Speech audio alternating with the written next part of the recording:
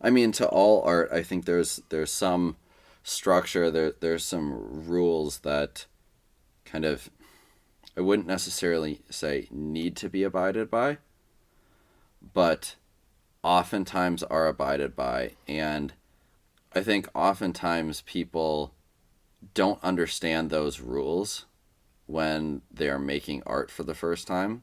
And there's kind of a curve that I see where initially you don't understand the rules and your art sucks, and then you understand the rules, and as you grow and you understand more about the art and you work within the rules and you make like decent or solid art. But then I think there's a point past that where you understand the rules and are able to bend them in some ways or break them in some ways to really communicate an idea. And to me, that's like the level of mastery with something.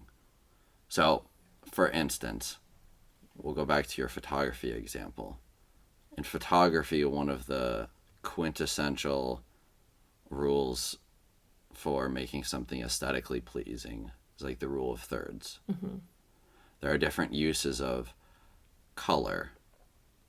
There's a whole field of study of color theory Right. where one can understand what colors look good or in what colors elicit what emotions. But there are times when you can break those rules and do so in a way intentionally to communicate something. So something that comes to mind is like the album cover for Kanye West's The Life of Pablo album. Like this is Yeah. an album that is not in any way like aesthetically pleasing It looks awful. necessarily. Like it It actually looks looks, awful. yeah, it looks like somebody made it in like Microsoft Paint. Well, it's the style of those like memes that were popular in like Yeah. 2013, right? Or whatever. Where it's just Yeah. random like Comic Sans text all over with random things and it's just Yeah. But it leads into the album itself. There's this kind of chaotic madness of sorts, and if I recall correctly, at least the cover that I have, and like it's been changed on multiple instances, but there's like a pixelated image of a woman's butt kind of, and then there's also this image of I I think it's Kanye and his family, but it's a family at the same time.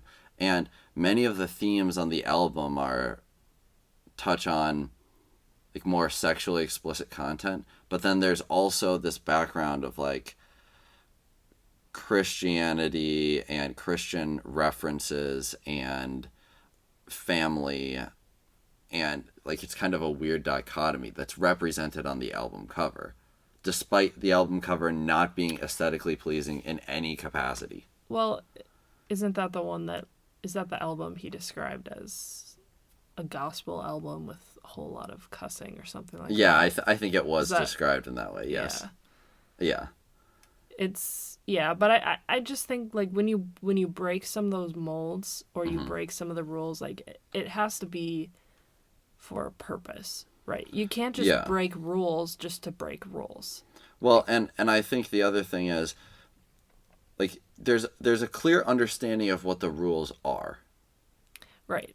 right? Because it's right Otherwise they here. wouldn't be breaking them. Yeah, but also that album cover is not, it's not like a minor violation of the, let's say, rules of layout and design, right? It's not a minor violation of that. It's a major, very in your face violation of that rule, while at the same time still adhering to a couple other layout rules.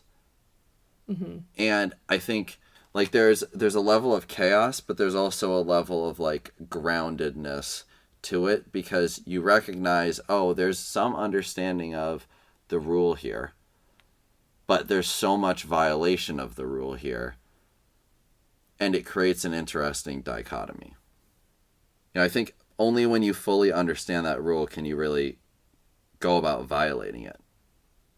So another example of, like violating a rule, I think came up with, it kind of came to my attention from a YouTube channel.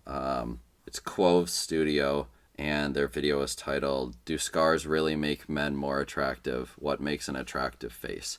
And they talk a lot about what people are attracted to, what's visually appealing to people. So one of the surface level things that people understand pretty readily is having like a symmetrical face is generally seen as more attractive. Well, what they were kind of diving into on that topic was whether or not like a facial scar makes somebody more attractive. You see this a lot with characters in movies, especially male characters in movies where they'll have a scar that's obviously asymmetrical on their face. Yeah, so like Anakin Skywalker in Star Wars is a great example of this, like in episode 3 when he's got that slash across his eye. Yeah, you see that with somebody who they bring up in the video. It's another great example is Jason Momoa. And what they talked about was how having a relatively symmetrical face and then having that kind of portion of asymmetry and how that asymmetry comes in, which is specifically via a scar, is advantageous, again, specifically for men. Okay. And that's not really surprising to me. Like, I get it. yeah, it's not necessarily surprising, and yeah, you're right, it definitely makes sense, but it's interesting to think about. Like, that's something that is originally a rule, but is totally violated here. Or, like, certain birthmarks sometimes. Yeah, so that was actually the example that I had primarily for women. So for men, the scar seems to exhibit a sense of like having survived some altercation, Strength. likely physical. Yeah, and that's something that women tend to look for in men. And in my mind, the female kind of antithesis to that, because as he details in the video, the same is not necessarily true for women who have a scar. The antithesis to that is, yeah, like a birthmark or a beauty mark. Some really high profile celebrities have birthmarks or beauty marks that are pretty standout. And I think a great example of this, like taking it out of the human context, but there are certain things on cars. Cars are something that's very symmetrical left to right because they're manufactured. They can be almost identical, save like interior driving positions and stuff like that. You don't see cars where it has one right headlight and a different left headlight. Right.